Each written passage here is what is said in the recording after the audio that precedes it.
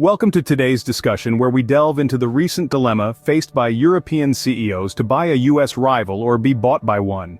The business climate in Europe today is a complex chessboard, with companies strategically maneuvering to gain the upper hand. In recent years, we've seen numerous instances of European companies either buying into the US market or becoming targets of US acquisitions.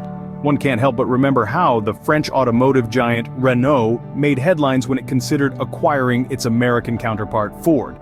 On the flip side, we've also witnessed how the Dutch consumer electronics behemoth Philips was nearly bought out by the US-based General Electric. What are the factors propelling these decisions?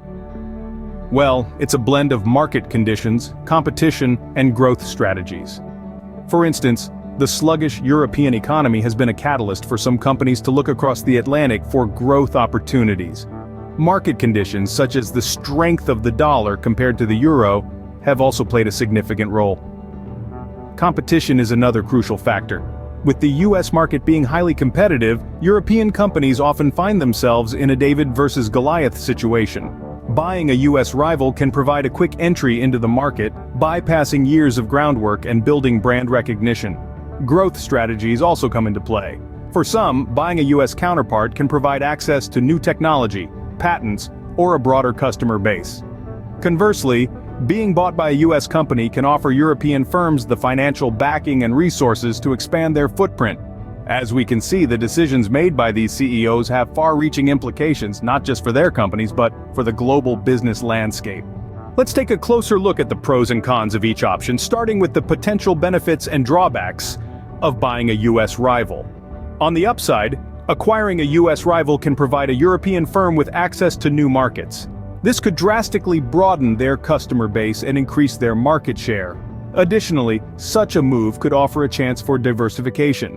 By adding new products or services to their portfolio, a company can spread risk and potentially unlock new revenue streams.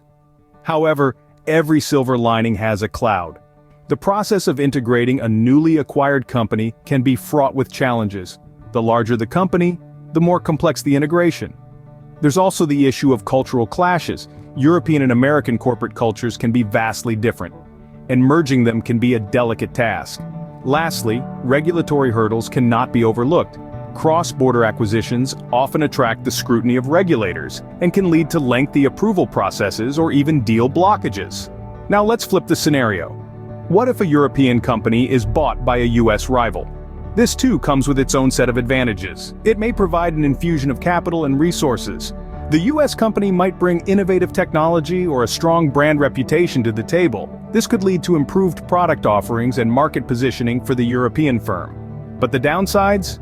Once again, integration issues crop up. The European company may also lose some degree of autonomy and control over its operations. Furthermore, there's the risk of job losses as the new owners might look to cut costs and streamline operations. As we can see, both options come with their own sets of challenges and opportunities, making the decision a complex one for any CEO.